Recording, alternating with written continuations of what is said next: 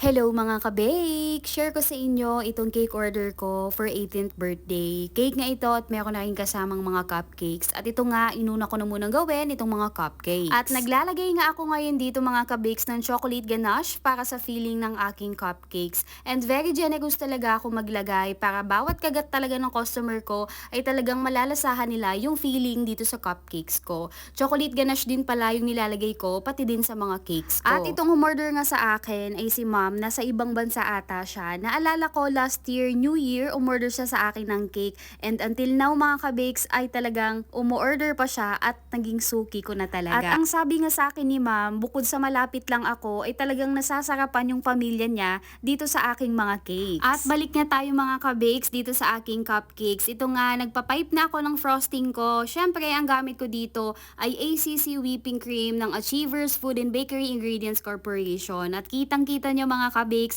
pulang-pula yung ating frosting dahil sinubukan ko na nga gamitin yung kanilang Decorate Gel Food Color at concentrated yung kanilang Gel Food Color, and madali lang din siyang ihalo sa ating mga frosting, mabilis kumulay at higit sa lahat, walang aftertaste. At kung gusto nyo din mga ka-bakes subukan itong Decorate Gel Food Color ng Achievers, ay ilalagay ko na lang yung link kung saan kayo pwedeng makabili nito. At dito nga sa cupcakes ko ay color red lang din dahil ito yung theme ng magbe-birthday. Ito lang din yung request ni Ma'am, and then maglalagay na lang ako mamaya dito ng gold rajes para imamatch ko doon sa kanyang cake. At 1M pastry tip nga yung ginamit ko para dito sa ating rosette design sa pagpipe ng frosting sa cupcakes. At naglalagay na ako ngayon dito mga ka-bakes ng gold rajes na iba't iba yung sizes. So doon ko ini-sprinkle banda sa pinaka-end ng pagpipe ko ng frosting dito sa cupcakes. At tignan nyo naman mga ka-bakes, super tingkad ng pagka-red nitong Decorate Gel Food Color. Kaya subukan nyo na at ilalagay ko na lang yung link sa comment section. At next naman mga ka-bakes ay yung cake naman. Ang size na gagawin ko dito is 6x4.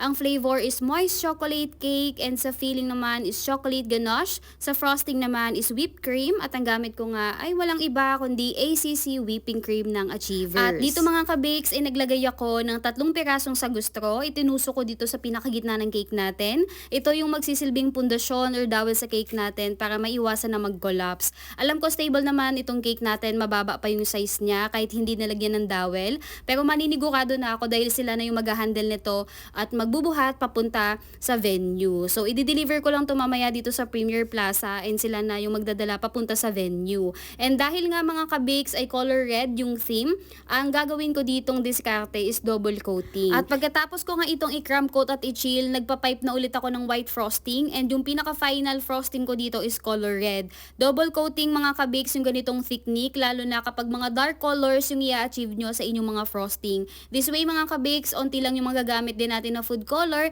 and wala din tayong mabubus na maraming food color, and maiiwasan natin yung aftertaste. Meron kasi mga ka-bakes na ibang brand ng food color na kapag nakabuhos ka lang napakaraming food color, lalo na mga dark colors, ay talagang nagkakaroon talaga ng aftertaste or minsan nagiging mapait siya. Kaya mga ka-bakes, ganitong technique lang yung gawin nyo, double coating kapag mag-a-achieve kayo, lalo na if dark colors. This way makakatipid talaga kayo sa food color. At chinil ko na nga muna itong cake, and ito pala yung artificial flower na ilalagay ko sa cake. Kinat ko lang kasi masyadong mahaba, at nilagyan ko din ito ng floral tape. Binalutan ko kasi itutusok na natin ito mamaya. At meron din ako ditong ginkgo biloba na acrylic topper na itutusok din natin, at number 18 din na gold acrylic topper. At pinipeel off ko nga lang mga ka-bakes yung kanyang film protection para hindi siya magasgasan. At ito nga, tinutusok ko na itong ating napakalaki at napakaganda na rose na artificial flower. At meron din akong nilagay dito na kulay puti kasi tingin ko maganda siyang tignan. Itinusok ko na rin itong ginkgo biloba leaves natin na gold acrylic topper, pati na rin itong number 18 na gold acrylic topper. At sunod mga ka-bakes, maglalagay naman ako ng gold rajes dito sa ating body ng cake. Ginaya ko lang yung doon sa inspo na sinend sa akin ng customer ko.